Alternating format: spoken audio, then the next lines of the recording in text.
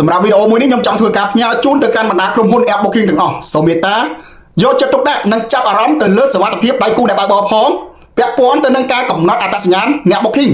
គុំយកចិត្តទុកដាក់និងរក្សាសុវត្ថិភាពតែទៅលើអ្នក Booking ដែលជាភ្ញៀវតែម្ខាងពេកចំណែកអ្នកបើកបរគឺហាក់ដូចជាមិនសូវរវីរវល់សោះបាទតោះឥឡូវមកមើលវីដេអូមួយដែលទើបតែទុះការពីយប់មិញហ្នឹងពាក់ព័ន្ធទៅនឹងបងប្អូនដែលជាអ្នករត់ម៉ូតូកង់3គាត់មានអាយុវ័យ60ឆ្នាំហើយណាបងប្អូនត្រូវបានក្រុមចោរ Booking របួងយកទៅកន្លែងស្ងាត់ប្លន់យកកង់3ទៅបាត់តោះឥឡូវមកមើលហេតុការណ៍ជាក់ស្ដែងតាមរយៈសារព័ត៌មានដែលបានធ្វើការ live ផ្ទាល់ជាមួយខ្ញុំសិនចាំខ្ញុំបាននឹងធ្វើការបន្តបន្ថែមទៀតប្រិមម្ដាយបាទជីវិតលោកពូជាអ្នករត់កង់3ម្នាក់រត់ត្រកត្រកប្រិមម្ដាយបាទត្រូវបានក្រុមជនសង្ស័យ3នាក់ធ្វើសកម្មភាពបង្វែរដាន Booking ពីកន្លែងមួយទៅកន្លែងមួយហើយគោលដៅចុងក្រោយទៅដល់កោះរលាធ្វើស្រួលលោកពូបាញ់លុយមកលោកពូប៉ុន្តែមិនទាន់បានបាញ់ទេបាទមានជនសង្ស័យម្នាក់ហក់ទៅរត់ពោលោកពូខ្លួនយកកង់3លោកពូទៅបាត់បាទហើយតាមការបញ្ជាក់របស់គាត់នឹងបើសិនជាជនសង្ស័យគ្មានក្បិតគ្មានអីទេលោកពូនឹងព្យាយាមបាទបន្តែបន្តយកកង់3មកវិញដោយសារតែកង់3នេះគឺជាជីវិតរបស់គាត់បាទគាត់រលលុយចិញ្ចឹមប្រពន្ធចិញ្ចឹមកូន3នាក់ទៅក្នុងបន្ទុកគ្រួសាររឿងចោលប្លន់ម៉ូតូខ្ញុំប្លន់របស់កង់3អូចោលប្លន់របស់កង់3លោកពូតែម្ដងបាទអូលោកពូអាចជួយបញ្ជាក់បន្តិចបានទេតើប្លន់តាំងពីចំណុចណាដែរលោកពូBooking នៅចាំបាក់ខ្ញុំមកដល់ចិនទៅពេញវត្តដល់ពេលពេញវត្តមកដល់កន្លែងវត្តនៅរត់ Booking ខ្ញុំរំចាំបាក់នេះខ្ញុំចូលមកយកឃើញមានស្រីមួយប្រុសមួយស្រីមួយប្រុសមួយពេលឡើងទីហើយទីខាងទៅយកមានអ្នកទៀតចុះអានេះថា3នាក់ឯណោះ3នាក់ស្រីមួយប្រុស2នាក់បាទមិនប្រុសជីតាស្រីមួយប្រុសមួយហើយជីទៅយកម្នាក់ទៀតបាទយកម្នាក់ទៀតហើយយកចូលក្នុងទឹកទៅពេលហ្នឹងតាមចិញ្ចៅម្នាក់ទៅគេចេញតាក្រៅវិញពូត្រាប់ក្រៅវិញតាក្រៅក៏ជីមកទូស្លៃពីគាត់វាចាំបាច់ហ្នឹងមកណាចាំបាច់មកទូស្លៃយើងទូស្លៃដល់ទូស្លៃថាគេស្រឿងថាដល់មកណាត់ទីមកកន្លែងហ្នឹងអត់ឃើញទៅគាត់ទៅរៀវិញអូបាទគាត់ទៅរៀដល់ពេលដល់កន្លែងគូវត្តនៅរត់ទល់មុខវត្តនៅរត់មកជើងហ្នឹងមកជើងហ្នឹងណាដល់កន្លែងគាត់ទៅរៀកន្លែងគុំគាត់ទៅរៀហ្នឹងហើយវាស្មើហ្នឹងវាថាជុំដំណឹងជុំដំណឹងកំលុយគាត់ទៅឃើញ20000 1500ហើយ21500ទៅដល់ជួបកំពូមកណាបាទបាទពេលហ្នឹង scan បានញ៉ាំពុំបានតើបាន scan បាទ scan ហើយបាន scan ហើយយើងក៏ឆៃមើលហ្នឹងគេអត់ទៅចូលផងតែតោះទៅចូលមករឹបតែកូនយកដល់មករឹបកូនតែកូនដល់ផ្លេងជាប់តែចុចខ្ញុំរួចហើយក្រានចេញហើយ2ម៉ែត្រទៅខ្ញុំខ្លួនរត់ទៅរត់ថយខ្ញុំពងសបាទៅអោបវិញតាមម្នាក់រត់ឡើងជិះម៉ូតូខ្ញុំ2នាក់បងមួយហ្នឹងឡើងជិះម៉ូតូខាច់នេះគេនេះចំនួនប្រហែលអ្នកដែរ3នាក់3មួយបង2អូបងអ្នកមានស្លាវហ្នឹងឡើងទៅជិះម៉ូតូខ្ញុំបាច់សោទៅចាមួយទៀតមករឹបកខ្ញុំបាទខ្ញុំក៏តែតច្រានវាតែ2ម៉ែត្រដែរពេលបន្ទាប់នឹងជនសង្ស័យមានប្រើអាវុធអីទេឬក៏គាត់បាត់ទៅពេលហ្នឹងបាត់ទៀតបាត់តែកន្លម៉ែត្របាត់ពីស្មាត់ពីបាត់សដល់ទៅបាត់អីទេបាទខ្ញុំមើលវាឃើញដែរវាលោកពូថាមិនដែរលោកពូវាគំរាមតែខ្ញុំតែតវាខ្ញុំចាប់អ្នកក្រោយហ្នឹងទៅយកបាត់ចលោខ្ញុំបាត់ជុំខ្ញុំចាណាឃើញបាត់ទៅមកទៀតចូលទៅទៀតទេពេលហ្នឹងស្ថានភាពពេលហ្នឹងអត់មានអ្នកចិត្តនៅចិត្តហ្នឹងទេណាឈឹងមកសិនដែរឈឹងកាឈឹងនេះម៉ោងប្រហែលទេលោកពូម៉ោង10:40នាទីប៉ុន្តែនៅកន្លែងស្ងាត់ពូណាកន្លែងស្ងាត់មានមួយខ្ញុំនឹងមកស្ងាត់ទេមកទៀតកន្លែងនោះបាត់ធ្វើសកម្មភាពហ្នឹងនៅទីតាំងកន្លែងណាខ្ញុំគាត់រៀនហ្នឹងហ្មងខ្ញុំគាត់រៀនចាំដល់អូហើយមួយដែរបាត់ខ្ញុំតែតបានតែគាត់ខ្ញុំរកខ្លួនថយដែរពូពេលហ្នឹងបើសិនជាជនសង្ស័យនោះគ្មានក្បិតទេយំជាយាមយកកង់3មកវិញហ៎បើអត់បាត់ព្យាយាមយកកង់3ទីកង់3កន្លះបណ្ដោយហ្នឹងតើកង់3លោកពូសំខាន់សម្រាប់លោកពូនោះប៉ុណ្ណាខ្ញុំជីវិតខ្ញុំមានកង់3ក៏ប៉ុណ្ណឹងអស់ប៉ុណ្ណឹងខ្ញុំទាំងឲ្យស៊ីអីផងអត់ទៅលើការអត់មានលុយដើរប្រម៉ូទទៅលក់អីវ៉ាន់នេះទៅទិញបានវិញអត់ជីវិតលោកពូបានថាពឹងលើកង់3នេះហើយបាទចិញ្ចឹមកូនប្រហែលអ្នកកង់3កូនរៀនណាសាកូនហ្នឹងកង់3ហ្នឹងដល់ពេលអស់កង់3ហ្នឹងមិនបានអីកូនរៀនទៀតទេអូអធិស្ឋានពេលបច្ចុប្បន្នខ្ញុំមានបច្ចុប្បន្នប្រហែលខ្ញុំ60ហើយអូ60ឆ្នាំហើយនឹងឲ្យបងប្អូនបានធ្វើការស្ដាប់នៅហេតុការណ៍ដែលលោកពូម្នាក់ជាអ្នករត់កង់3ដែលជាអ្នករួមអាជីពរបស់ពួកយើងត្រូវបានក្រុមជនសង្ស័យ3នាក់ប្រើល្បិច Booking តាម app លបួងយកទៅកន្លែងស្ងាត់ប្លន់យកកង់3គាត់ទៅបាត់បាទខ្ញុំសួរទៅកាន់ក្រុមហ៊ុន app វិញតើក្រុមហ៊ុន app បច្ចុប្បន្នហ្នឹងគ្រប់បណ្ដាក្រុមហ៊ុន app ទាំងអស់ហ្នឹងដែលយកចិត្តទុកដាក់ទៅលើបញ្ហាហ្នឹងអត់ដែលចាប់អារម្មណ៍ទៅលើបញ្ហាហ្នឹងអត់ដែលខ្វល់ទៅលើសុវត្ថិភាពអ្នកបើកបរអត់ខណៈដែលអ្នកបើកបរវិញតម្រាំតែបើក app Booking នឹងបានតើអ្នកបើកបរគាត់មានអ្វីខ្លះតែតាក់សញ្ញាបានផងកាត់គ្រីកង់3ផងឯកសារយោងផ្សេងផង scan ទាំងមុខមុននឹងដំណើរការ app ឲ្យ app នឹងដំណើរការបានដើម្បីរក្សាសុខសុវត្ថិភាពអ្នកដំណើរភ្ញៀវដែលអ្នក Booking ចុះភ្ញៀវដែលជាអ្នក Booking វិញហ្នឹងគាត់មានស្អីខ្លះមានត្រឹមតែលេខទូរស័ព្ទមួយខ្សែគឺចប់រឿងហ្នឹងខ្ញុំធ្លាប់និយាយដដែលហើយពាក់ព័ន្ធជាមួយបណ្ដាក្រុមហ៊ុន app ដើម្បីឲ្យចង់បានចំនួនភ្ញៀវ Booking ច្រើនអត់ខ្វល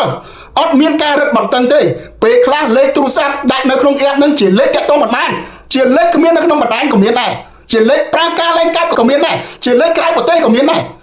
លេខទូរស័ព្ទក្រៅប្រទេសក៏បើក app booking បាទដំណើរការបានដែរស្រុកខ្មែរអញ្ចឹងពាក់ព័ន្ធរឿងរ៉ាវនេះមិនមែនត្រឹមតែតាក់ទងជាមួយនឹងក្រុមហ៊ុន app ទេពាក់ព័ន្ធទៅនឹងក្រសួងសាធារណសុខមេតាជួយពិនិត្យមើលផងបណ្ដាក្រុមហ៊ុន app ទាំងអស់ហ្នឹងតើការកំណត់អត្តសញ្ញាណភ្ញៀវ booking ហ្នឹងសុក្រិតនឹងយុទ្ធធម៌ជាមួយអ្នកបើកបរដែរឬអត់ឬមួយក៏បណ្ដោយឲ្យអ្នកបើកបរនឹងចាំតែរងគ្រោះចាំតែមានបញ្ហារត់ទៅប្តឹងទៅរកអត្តសញ្ញាណហ្នឹងណាបើលេខទូរស័ព្ទពេលខ្លះតាក់ទងអត់បានលេខទូរស័ព្ទអត់មាននៅក្នុងបណ្ដាញឯកសារយកមកសន្លឹកក៏គ្មានអត្តសញ្ញាណប័ណ្ណមកសន្លឹកក៏គ្មានរូបភាពពិតប្រាកដរបស់ភ្ញៀវដែល booking ហ្នឹងមួយសន្លឹកក៏គ្មានទៀតនៅក្នុង app booking ហ្នឹងចង់ដាក់ក៏បានចង់អត់ក៏បានអញ្ចឹងសម្រាប់អ្នកបើកបរហ្នឹងចាំតែរងគ្រោះមែនខ្ញុំចង់សួរទៅបណ្ដាក្រុមហ៊ុន app គេនាំគ្នាទៅធ្វើយុទ្ធនាការបាតកម្មទាមទារតម្លៃប៉ុន្តែខ្ញុំចង់តែទៀងកងបងប្អូនធ្វើយុទ្ធនាការមួយតវ៉ាបណ្ដាក្រុមហ៊ុន app ទាំងអស់ដើម្បីកំណត់អត្តសញ្ញាណអ្នក booking ឲ្យបានច្បាស់លាស់ដូចទៅនឹងអ្នកបើកបរដែរលេខទូរស័ព្ទត្រូវតែមានពិតប្រាកដអត្តសញ្ញាណប័ណ្ណត្រូវតែមានមិនបាច់ដាក់បង្ហាញឲ្យអ្នកបើកបរបានឃើញក៏បានដែរសំខាន់ឲ្យតែរក្សាទុកនៅក្នុង system របស់ក្រុមហ៊ុនទៅរកពេលដែលអ្នកបើកបរមានបញ្ហាដូចករណីអញ្ចឹងត្រូវបានគេលបួងប្លន់យកទៅបាត់ហ្នឹងគាត់ទៅដាក់ពីម្ដងក្រុមហ៊ុនត្រូវមានឯកសារយកពាក់ព័ន្ធទៅនឹងអត្តសញ្ញាណពិតប្រាកដរបស់អ្នក booking ហ្នឹងមិនមែនមានតែលេខទូរស័ព្ទមួយខ្សែទៅលេខឲ្យអ្នកបើកបរហ្នឹងទៅដាក់ពីម្ដងគឺចប់ទេអញ្ចឹងសូមសំណូមពរម្ដងហើយម្ដងទៀតទៅកាន់បណ្ដាក្រុមហ៊ុន app ទាំងអស់ហ្នឹងជួយពិនិត្យមើលឡើងវិញពាក់ព័ន្ធទៅនឹងអត្តសញ្ញាណអ្នក booking កំណត់ដូចទៅនឹងអ្នកបើកបរដែរទៅមិនបាច់ច្រើនពេកទេលេខទូរស័ព្ទពិតប្រាកដមួយខ្សែមកអត្តសញ្ញាណប័ណ្ណមួយស្លឹករក្សាទុកនៅក្នុង system របស់ក្រុមហ៊ុនទៅរូបភាពពិតប្រាកដរបស់ភ្ញៀវដែល booking រៀងរាល់មួយខែម្ដងឲ្យគាត់ធ្វើការ update ទៅឲ្យគាត់វាយលេខទូរស័ព្ទដែលគាត់ភ្ជាប់ app ហ្នឹងចូលទៅក្នុង app ដើម្បីដំណើរការយកលេខកូដបើកដំណើរការ app ហ្នឹងឲ្យធ្វើការ booking កើតមុននឹងដំណើរការត្រូវឲ្យគាត់ scan មុខម្សាទៀតដូចទៅនឹងអ្នកបើកបរដែរមិនមែនចាំតែអ្នកបើកបរបញ្ជាក់ពីអត្តសញ្ញាណអត់ចេះចប់ប៉ុន្តែអ្នក booking វិញស្រួលហួសពីស្រួលលេខទូរស័ព្ទមួយខ្សែគឺចប់ស្ដាប់សម្ដីលោកពូម្នាក់ដែលគាត់មានវ័យ60ឆ្នាំនេះកង់3មួយគ្រឿងអាចនិយាយបានថាស្មានតម្លៃស្មើនឹងជីវិតបាទគ្រួសារគាត់ទាំងមូលគាត់ពឹងផ្អែកទៅលើកង់3មួយគ្រឿងខ្ញុំមិនដឹងថាកង់3គាត់សេរីខ្ពស់ឬក៏សេរីទាបទេប៉ុន្តែតម្លៃកង់3មួយគ្រឿងណា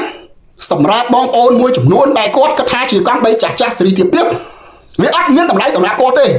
ជាកង់3កញ្ចាស់មួយជាកង់3ដាច់អេចាយមួយចង់បានតែសេរីខ្ពស់សេរីទំនើបក្នុងការធ្វើដំណើរក្នុងការឲ្យលើកសម្ព័ន្ធភាពបាទសម្រាប់ទីក្រុងប៉ុន្តែគាត់អត់កលេសទៅលើសមត្ថភាពបងប្អូនឯងជាអ្នករត់កង់3នោះទេសួរតែគាត់មានលទ្ធភាពអត់ពីណាគេចង់ប្រើកង់3ចាស់ចាស់ហ្នឹងគេចង់លុតសេរីខ្ពស់លើមេឃចុះគេចង់ទិញដុល្លារទំនើបតម្លៃរាប់ម៉ឺនដុល្លារយកមកដឹកទៀតឲ្យតែគេមានលទ្ធភាពប៉ុន្តែគេគ្មានលទ្ធភាពក្នុងការ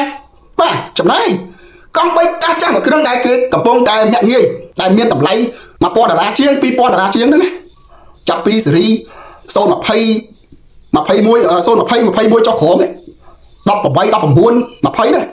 តែមានតម្លៃ$1000ជាង$2000ជាងណាតម្រងតែគាត់មានលុយមានលទ្ធភាពទិញមកគាត់ចំពាក់ធនាគារគាត់បងរំលោះគាត់ដាក់ប្លង់ដីតម្រងតែបានកង់3មួយគ្រឿងនឹងយកមករកស៊ីសងគេមិនតរួចផងហើយសួរតែឲ្យគាត់មានលទ្ធភាពមកពីណាទៅចង់បានអាសេរីទំនើបតាមតម្រូវចិត្តយកមកដឹក1គីឡូ1000ហ្នឹងអញ្ចឹងសរុបឡើងវិញបងប្អូនគួរតែពិចារណាគ្រប់បណ្ដាក្រុមហ៊ុន app ក៏គួរតែជួយមេត្តាពិចារណាទៅត្រង់ចំណុចហ្នឹងផងជាពិសេសបំផុតពាក់ព័ន្ធទៅនឹងរឿងរ៉ាវកំណត់អត្តសញ្ញាណរបស់អ្នក booking ឲ្យមានភាពសុក្រិតនិងយុត្តិធម៌ខ្ញុំនឹងព្យាយាមតាមដានទៅលើករណីហ្នឹងបើនៅតែមានការបន្តទៅទៀតខ្ញុំជួបច្រើនដងហើយញើខ្លះលេខទូរស័ព្ទអាណាណីវិញទេទៅអាណានៅកពតមនុស្សនៅសាថ្មីប្រាប់ទៅខាងមែនទេខ្ញុំមិនលេខខ្ញុំអត់បាន booking ទេទៅអត់មានក្នុងបណ្ដាញអញ្ចឹងទៅលេខក្រៅប្រទេសអញ្ចឹងទៅលើកមុនមានករណីមួយមានជនខលខូចមួយដែលបន្លំឈ្មោះខ្ញុំយកលេខទូរស័ព្ទខ្ញុំហ្នឹងយកទៅដាក់នៅក្នុងសេវាកម្ម booking ទៅអីវ៉ាន់ទាំងជនខលខូចហ្នឹងប្រើលេខក្រៅប្រទេសយកមក download app យកមកប្រើប្រាស់រួចកំងអីវ៉ាន់គេរួចដាក់លេខទូរស័ព្ទរបស់ខ្ញុំហ្នឹងជាអ្នកទទួលនៅពេលដែលគេតាក់ទងមកតាក់ទងខ្ញុំពីព្រោះតាក់ទងទៅខាងអាម្ចាស់លេខ app ទូរស័ព្ទហ្នឹងគឺលេខក្រៅប្រទេសគេតាក់ទងមកចូលអញ្ចឹងគេតាក់ទងអាលេខដែលគេ note នៅក្នុង app ហ្នឹងដែលជាលេខរបស់ខ្ញុំអ្នកដឹកជញ្ជូនជាយាមតាក់ទងមកស្ដីបន្ទោសរឿងខ្ញុំដែរហើយដល់ពេលឆែកជាមួយក្រុមហ៊ុន app ទៅថាជាលេខក្រៅប្រទេសហើយខ្ញុំសួរថាលេខក្រៅប្រទេសហ្នឹងទៅពាក់ព័ន្ធអីនឹង app ដែលដំណើរការនៅក្នុងប្រទេសកម្ពុជាយើងនឹងវិញបាទ